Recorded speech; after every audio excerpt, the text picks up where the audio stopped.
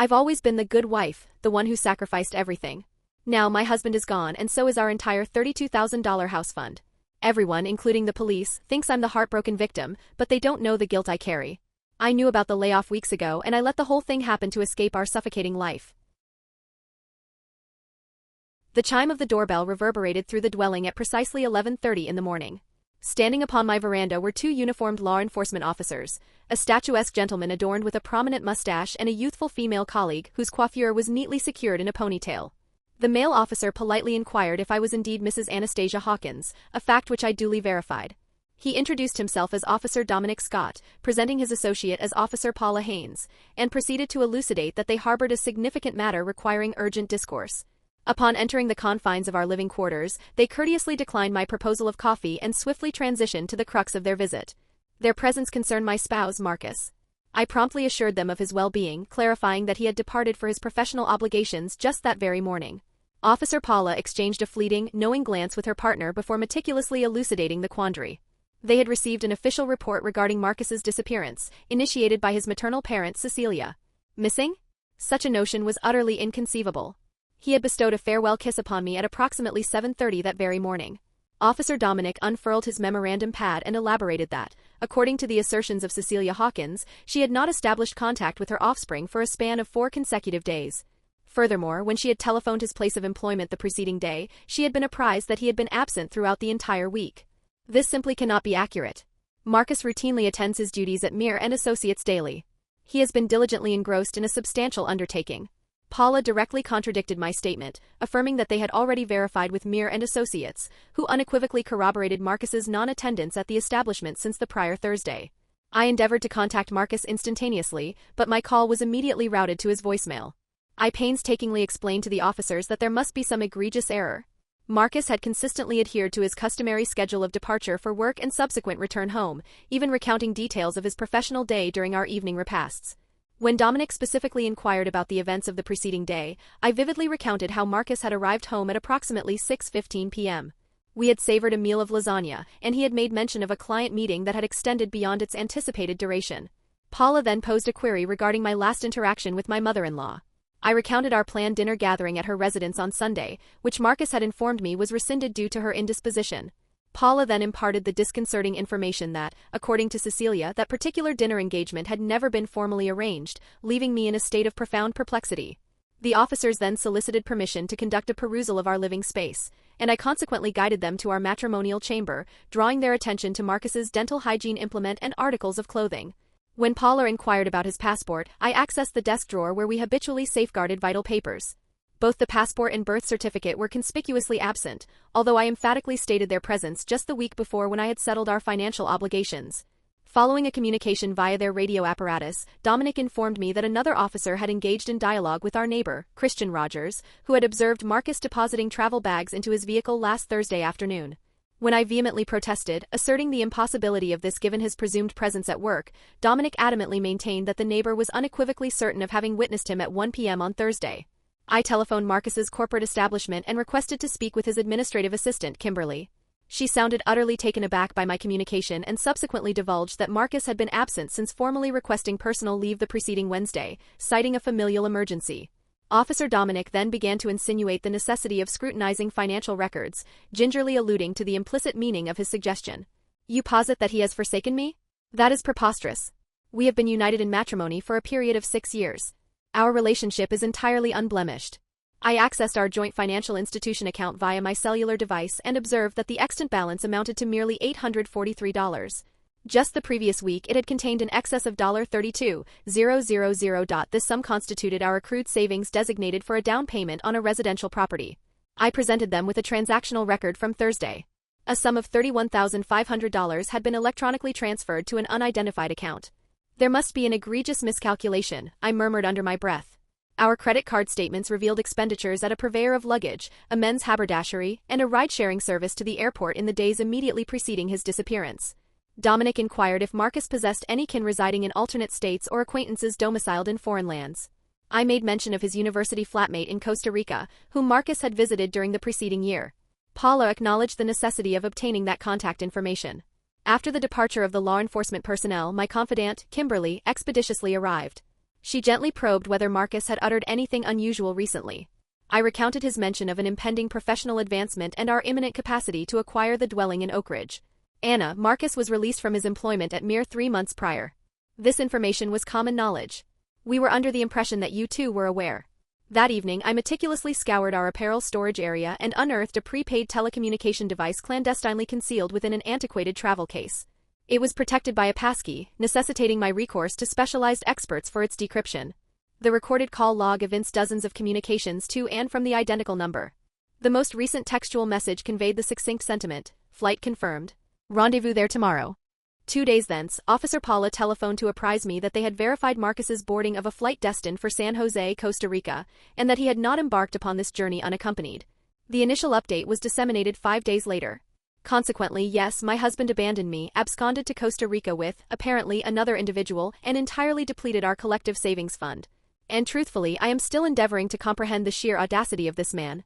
To those who perused my initial post, I extend my profound gratitude for all your communiques. A portion of you presaged this outcome from the very inception, and I lament not having heeded my intrinsic intuition months ago when circumstances began to feel askew. The day following Officer Paula's disclosure regarding the flight, I attempted to contact Marcus an estimated 50 times. Each and every attempt was diverted directly to voicemail. I conveyed messages that commenced with bewilderment and anguish, subsequently escalating to progressively greater ire. By the 30th message, I was vehemently exclaiming into the receiver about his abject cowardice for not even possessing the fortitude to address me directly. Utter silence. Then his maternal parent, Cecilia, telephoned me. She expressed a desire to ascertain if the constabulary had located Marcus, and I informed her that they had. He was reveling in his purported idyllic existence in Costa Rica. She feigned profound shock and distress, inquiring if I was absolutely certain, if perhaps there was some misapprehension. I directly queried her as to why she had initiated that missing person report when she was cognizant of an anomaly, and she adopted a defensive posture, asserting that she was merely solicitous concerning her progeny. I informed her that genuinely worried mothers do not protract for 4 days before reporting their adult sons missing, particularly when they maintain regular communication. She became momentarily quiet, then confessed that Marcus had contacted her last Wednesday evening and confided his intention to depart from me, but had extracted a promise from her to maintain silence. He had conveyed to her that I had recently been rather difficult, and that he required personal space for contemplation, promising to contact her once he had established himself. I utterly lost my composure. I accused her of passively observing the police arrive at my residence, witnessing my discovery of my husband's appropriation of all our material possessions, all while possessing full knowledge of the situation. She commenced weeping, asserting that Marcus had described the situation as complicated, citing matrimonial issues of which she was unaware, and expressing her reluctance to become embroiled. I demanded to know precisely what issues she referenced, as our marital state had been perfectly stable until I uncovered his 3-month period of unemployment and deceit. That swiftly silenced her. She had been unaware of his professional status. Marcus had informed her of a promotion and a subsequent sabbatical for celebratory purposes. She had genuinely believed he had legitimately acquired the financial resources somehow. We convened at a Panera establishment near her abode 2 days subsequently, as she adamantly insisted upon an in-person discussion. She presented a dreadful countenance. She appeared unrest, her cosmetic applications smudged, the entire ensemble indicative of profound distress. She repeatedly reiterated her ignorance of Marcus's capacity for such actions, consistently portraying him as an intrinsically good boy, and positing that some external event must have precipitated such a drastic transformation. I explicitly outlined the facts for her.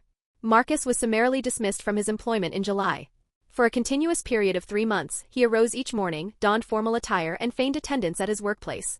He returned home at his customary intervals. He discoursed upon projects, meetings, and clientele that were entirely fictitious. He purloined our entire accumulated savings, funds which I had assiduously amassed even prior to our marital union, and utilized them to finance whatever existence he was now constructing in Costa Rica with whomever accompanied him. Cecilia persistently maintained that an explanation must exist. Perhaps he was afflicted by melancholia.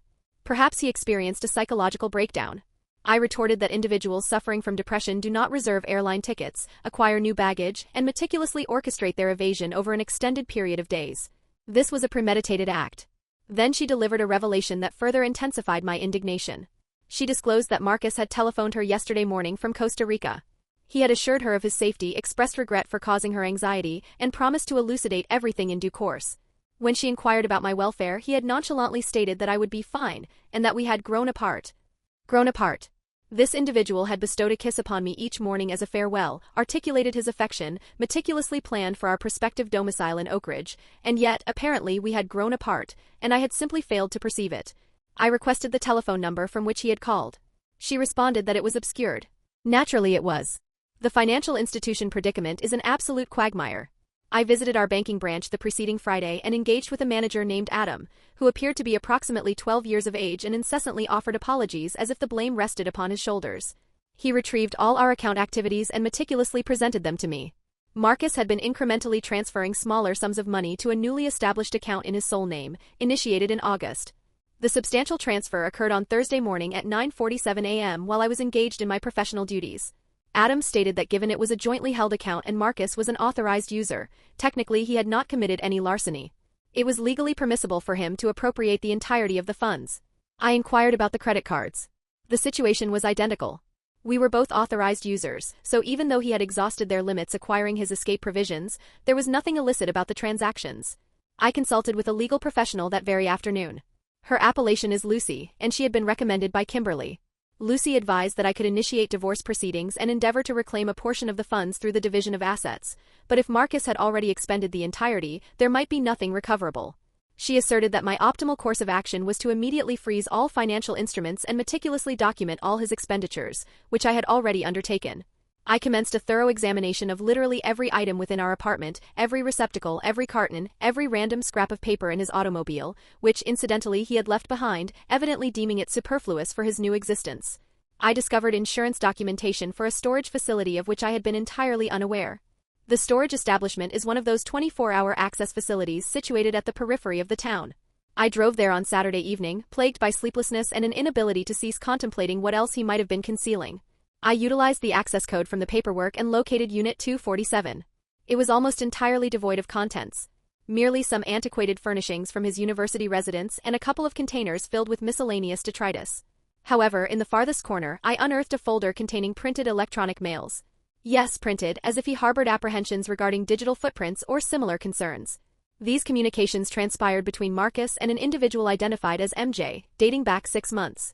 The emails were ambiguous but unequivocally conveyed romantic sentiments. Numerous expressions such as "can't wait to see you," and "this will all be worth it in just a few more months" permeated the correspondence. The ultimate email originated 3 weeks prior. MJ had written that they had secured the apartment and that the deposit had been remitted. Everything was prepared. Marcus's rejoinder indicated that he had managed the financial aspects and that they would be departing by November. MJ, I am even uncertain if that designates a male or female individual. The electronic mail address was simply a generic Gmail account appended with numerical digits. I also discovered a receipt from a jeweler dated September 15th for $3,200. A ring. He had purchased a ring costing $3,000 for someone while we were ostensibly accumulating funds for a residential property. When I directly questioned Kimberly regarding any knowledge of Marcus being involved with another person, she admitted that individuals within the office had observed his frequent engagement with his cellular device in his final weeks there, consistently smiling at his screen. One of the other male colleagues, Brendan, had witnessed him sharing a midday meal with a woman in June, but Brendan had surmised it was a client or similar associate. I inquired of Kimberly why no one had conveyed any of this information to me. She explained that they had presumed I was cognizant of his employment termination and simply wished to avoid discussing it, and the matter of the woman was merely speculative office gossip about which they lacked certainty. Everyone had assumed we were managing the situation privately. My sister, Maria, finally journeyed from Portland yesterday. I had been deferring the complete narration of the circumstances to her, knowing that she would immediately drive here, and she is 8 months pregnant and ought not to be burdened with my personal tribulations. However, she became aware of the situation nonetheless through our mother and appeared at my doorstep with overnight satchels and an expression on her countenance suggestive of an inclination towards grievous harm. We devoted 4 hours to meticulously reviewing every piece of evidence I had uncovered. Maria expressed an ardent desire to personally fly to Costa Rica and forcibly return Marcus by his hair. She repeatedly asserted that she had never harbored affection for him, which is factually inaccurate, but I appreciated her display of solidarity. She also articulated a thought that has persistently resonated within my mind. She queried why Marcus had engaged in such elaborate strategizing and clandestine maneuvers instead of simply divorcing me if he desired to dissolve our union. That is the conundrum I cannot resolve. Why the theatrical performance? Why persist in feigning that everything was in order? Why not simply depart? Maria posits that he was awaiting a specific event, some element to coalesce into place. She believes that 3 months of feigning professional attendance was not about concealing his actions from me. It was about affording himself the requisite time to establish his new existence without my questioning his whereabouts or undertakings. I have been attempting to decipher the identity of MJ. I meticulously examined Marcus's social media profiles, his antiquated yearbooks, and even his university alumni directory. No individual matching those initials proved to be relevant. I inquired of Cecilia if Marcus had recently mentioned any new acquaintances. She responded negatively, but she also possessed no knowledge of her son's unemployment and his scheme to abscond from the country, so her insights are not precisely dependable. The most agonizing aspect is reclining in bed at night within the apartment we once shared and realizing that I do not genuinely comprehend the individual to whom I was married. The Marcus I believed I knew would never perpetrate such an act, that Marcus was conscientious and veracious and would address problems through dialogue instead of fleeing. But that Marcus never truly existed, did he? This is his authentic self. A person capable of gazing into your eyes daily while actively dismantling your life. I again contacted Mir and Associates and conversed with his former superior, Christian.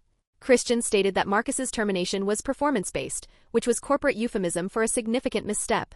When I pressed for more specific details, Christian asserted his inability to discuss personnel matters, but he did mention that Marcus received the news with considerable difficulty and appeared utterly shocked when it transpired. So perhaps that is the explanation. Perhaps Marcus was unable to cope with professional failure and, instead of addressing it maturely, he elected to incinerate everything and commence anew elsewhere with a novel companion who is unaware of his mendacious and thieving propensities. I still possess that prepaid telecommunication device. Lucy advised me to retain it as evidentiary material. I have been contemplating it for days, those textual messages that exude such casual affection. As if appropriating someone's entire accumulated life savings and abandoning them constitutes merely a minor inconvenience on the path to paradise. The telephone number from which he received texts bears a U.S. area code. I investigated it. It originates from Seattle. So MJ was present somewhere in Washington, orchestrating this entire scheme with him. I attempted to call it yesterday from a masked number.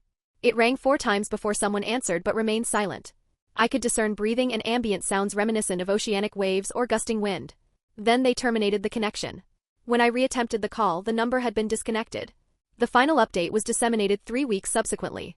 All right, this account is destined to be lengthy, and truthfully, I am still in the process of assimilating half of it. However, for all who have been monitoring this catastrophic unfolding, Marcus finally established contact with me. And when I articulate the sheer audacity of this man, I mean it has transgressed into entirely novel domains of impudence. But permit me to recapitulate, as much transpired between my preceding update and the present moment. And some of you accurately conjectured portions of this narrative, which is simultaneously impressive and disheartening. 2 days following my last communique, Lucy telephoned to inform me that she had formally initiated the divorce proceedings and that we needed to serve Marcus with the legal documents. The challenge was that we possessed no verifiable physical address for him in Costa Rica, merely knowledge of his general presence there. She stated that we could effect service through public announcement if he remained unlocatable for a sufficient duration, but that process would consume several months. I instructed her to proceed with the filing regardless, and we would subsequently devise a strategy for the service aspect. That same week, Maria experienced premature labor and delivered the infant, a female child whom they christened Sophie. I drove down to Portland and devoted 3 days to accompanying her and her spouse, Fergus, at the medical facility. Cradling that diminutive infant while my own existence was in disarray felt utterly surreal. Maria incessantly apologized for the timing, as if she possessed control over her daughter's arrival, and I consistently reassured her that this was precisely the diversion I required. While I was in Portland, Cecilia telephoned me on 6 separate occasions. I finally answered on the 7th call, as Maria had wisely suggested the necessity of eventually engaging with her. Cecilia expressed a desire for another meeting. She asserted that she possessed information concerning Marcus that I absolutely needed to hear. I informed her that unless that information encompassed his precise address in Costa Rica and a substantial sum of my monetary assets, I was entirely uninterested. She responded that Marcus had again contacted her and confessed certain matters. She declined to disclose these over the telephone, adamantly insisting upon an in-person discussion. Against my better judgment, I consented to rendezvous with her at a particular diner near my apartment upon my return to Seattle. The encounter at the diner was profoundly uncomfortable. Cecilia appeared even more disheveled than at our previous meeting, and she had brought an entire folder filled with documents, as if preparing to present evidence in a judicial proceeding. She disclosed that Marcus had telephoned her in tears 2 nights prior, expressing his realization of a colossal error and his inability to rectify it. I inquired of her what precisely constituted the mistake. Was it the appropriation of my funds, the months of dissimulation, or the abandonment of his matrimonial vows, because from my perspective he had committed several such errors. She stated that Marcus had admitted to engaging in a romantic relationship with someone he had encountered online. Upon the cessation of his employment, he had succumbed to a downward spiral and convinced himself that his entire life here was a resounding failure. And this other individual represented a completely new beginning. The person's name is Madison Jimenez, a female, which honestly I had already deduced, but hearing it confirmed still felt like a physical blow. Cecilia stated that Madison resides in Seattle and that they had met through some online gaming community that Marcus had joined during the preceding year. I was entirely unaware that Marcus participated in online gaming. I questioned Cecilia as to why she was imparting this information now, and she adopted a defensive posture, asserting that she believed I deserved to know the unvarnished truth. I countered that the truth would have been significantly more beneficial 3 weeks ago when law enforcement officers were present at my threshold. She began to weep, stating that Marcus was her son, and she was at a loss as to what course of action to pursue. She felt torn between us. I informed her that there was no longer any between us. Marcus had made his definitive choice when he emptied our financial account and absconded to a foreign nation. She was at liberty to align herself with him if she so desired, but I was finished pretending that we would all collectively resolve this as one harmonious family unit. Then she delivered a piece of information that actually caused me to pause. She stated that Marcus desired to communicate with me, that he had requested her to orchestrate a telephone conversation. He apparently wished to avoid direct contact with me because he feared I would, and I quote, react badly. I utterly lost all control right there in the diner. I informed Cecilia that Marcus had purloined everything I possessed, made me appear a complete imbecile, and abandoned me without a single utterance, and he was concerned about my adverse reaction? She attempted to mollify me, but I was far beyond any semblance of tranquility. I instructed her to convey my telephone number to Marcus. Oh wait. He already possessed my number. He had simply been too utterly pusillanimous to utilize it. I departed the diner, entered my automobile and remained seated there, trembling for 20 minutes. Then I contacted Lucy and apprised her of the name Madison Jimenez. She stated she would investigate it for the Asset Division litigation. Marcus telephoned me 4 days later. The call originated from an unknown number, which I almost chose not to answer, but some inexplicable impulse compelled me to pick up. His vocal intonation sounded precisely the same, and that somehow rendered the situation even more distressing.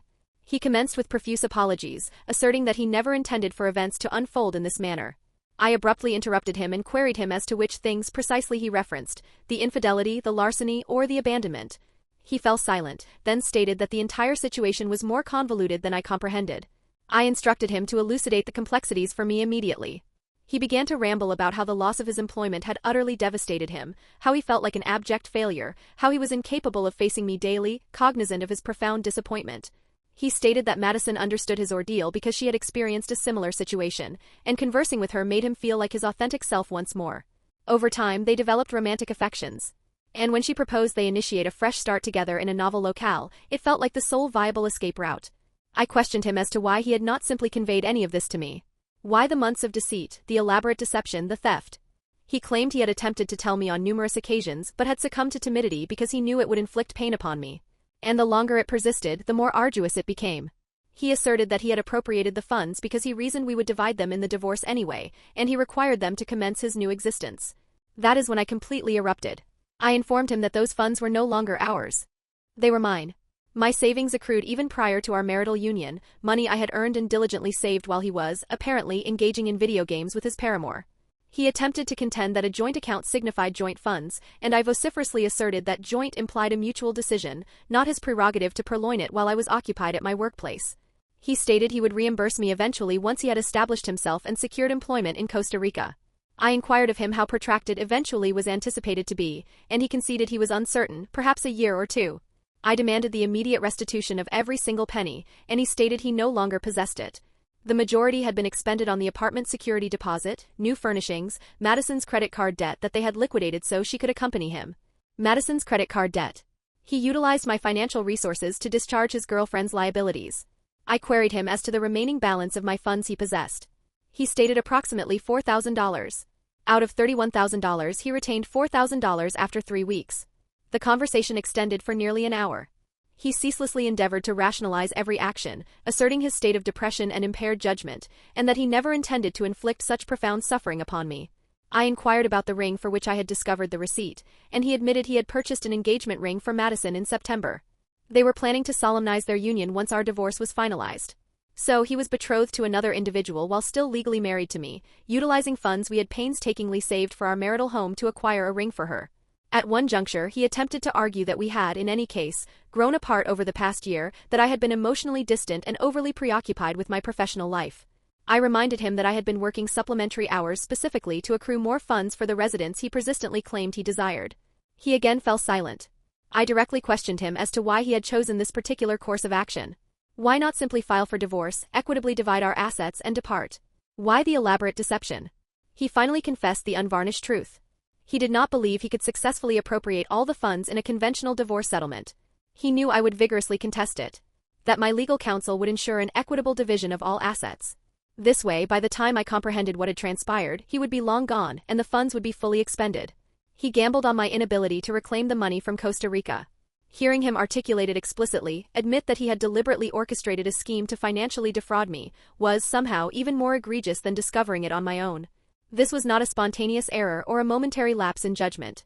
He had meticulously calculated the most efficacious method to divest me of my resources and evade accountability. I informed him that I had initiated divorce proceedings and that he would be contacted by my attorney. He inquired if there was any possibility of resolving this privately, circumventing the involvement of legal professionals. I questioned why I would extend him any favors whatsoever when he had dedicated the preceding 4 months to irrevocably damaging my existence. He asserted that it was because we had once harbored affection for one another, because we had experienced happiness.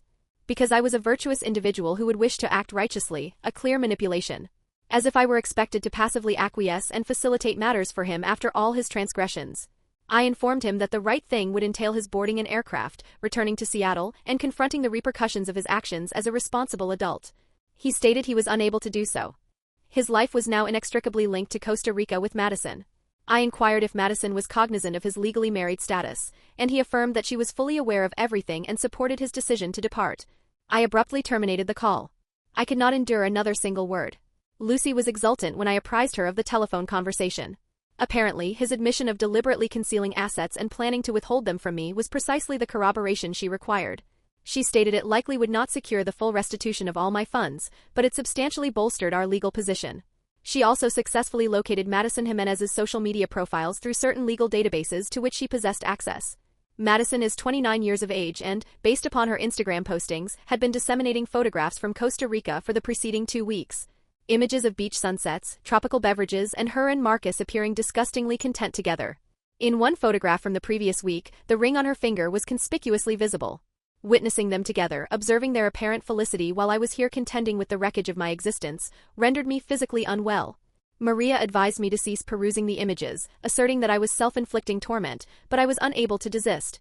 I felt compelled to see it, compelled to comprehend the identity of this individual whom my husband had chosen over me. Based on what I could reconstruct from Madison's antiquated posts, she had been undergoing her own marital dissolution when she encountered Marcus. Her former spouse was an individual who had been unfaithful to her. And she had been quite candid online about the profound devastation it caused, so she was acquainted with the sensation of betrayal, and yet she still aided Marcus in perpetrating the identical act upon me. I also discovered her ex-husband's social media profile. He had commented on some of her older posts. His name is Brendan, and my curiosity ultimately prevailed. I dispatched a message to him explaining my identity and the unfolding events. I did not anticipate a rejoinder, but I received one within an hour. Brendan and I ultimately engaged in a telephone conversation lasting 2 hours. His divorce from Madison had been formalized in March, approximately concurrent with her apparent meeting with Marcus. He stated that Madison exhibited a pattern of swiftly entering new relationships, that she necessitated constant validation and approbation. When their marriage disintegrated, she had immediately commenced a new romantic involvement, and Brendan had surmised that this Marcus individual was merely the subsequent in a succession. He also imparted some intriguing information. Madison possessed an abysmal credit rating and a substantial amount of debt originating from their marital union. She had exhausted the limits of numerous credit cards attempting to establish a business that ultimately failed. And in their divorce settlement, she had assumed responsibility for the greater portion of that debt. He stated that she was perpetually seeking an individual to provide financial succor. Suddenly, Marcus's narrative regarding the settlement of her credit card debt acquired significantly more clarity. Madison had not merely functioned as his emotional bedrock. She had been in dire need of his financial resources. My financial resources. He informed me that Madison's parents had disowned her due to her handling of their divorce, and she had been rather isolated prior to encountering Marcus. The divorce proceedings are progressing at a deliberate pace. Lucy states it will necessitate months, perhaps even longer, given Marcus's residence in another country. She is diligently working on obtaining a garnishment of his wages once he secures employment and endeavoring to freeze any assets he might possess through legitimate legal channels. It is an intricate, exasperating, and costly process. Cecilia again contacted me last week. She stated that Marcus had requested her to convey his apologies to me, that he hoped someday I could extend forgiveness to him. I informed her that I did not desire his apologies conveyed through intermediaries. If he was genuinely remorseful, he could electronically transfer my funds back and cease his concealment in Costa Rica. She stated he was striving to establish an existence there and could not simply abandon everything.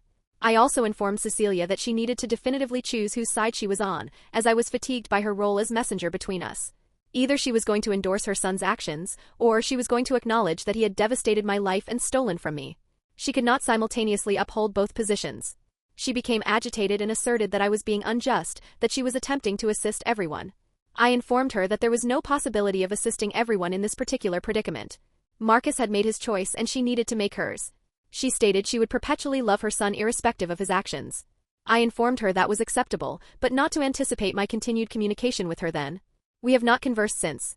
My apartment lease agreement is slated for termination in 2 months, and I am not renewing it. Too many lingering recollections here. Furthermore, I cannot independently afford it in any case. Maria generously offered to allow me to reside with them for a period, but I believe I require my own personal space. I have been exploring smaller studio accommodations in closer proximity to my professional establishment. I perpetually revisit our shared history, endeavoring to discern what was authentic and what was mere pretense. Did he ever genuinely harbor affection for me? Was our entire marital union simply a matter of convenience until a more advantageous alternative presented itself? Brendan suggests that I will torment myself with such ruminations. And he is likely correct. He stated he spent months engaging in the identical mental exercise with Madison before he realized it was inconsequential. Whatever truth existed was buried beneath so many fabrications that it was impossible to unearth. I queried Brendan if he had been aware of Madison's new romantic involvement. He stated he had suspected based on her social media activities, but had been unaware of the individual's identity until I reached out to him. He stated that Madison possessed a proclivity for rewriting history, portraying her current relationship as true love, and her past relationships as egregious errors. He cautioned me that she was likely portraying Marcus as her savior at present, the man who had rescued her from her dreadful existence. But here is the recurring thought that I cannot escape. Marcus could have dissolved our marriage honorably. He could have been forthright about the loss of his employment, about his burgeoning affections for another, about his desire to terminate our matrimonial bond. It would have been deeply unpleasant, agonizing, and terrible, but it would have been genuine. Instead, he opted for deceit, larceny, and manipulation, and that speaks volumes about his true character. I do not desire his return. I do not forgive him. I do not wish him well. I earnestly hope his existence in Costa Rica spectacularly unravels. I hope Madison exhausts whatever remaining funds he possesses and abandons him for another.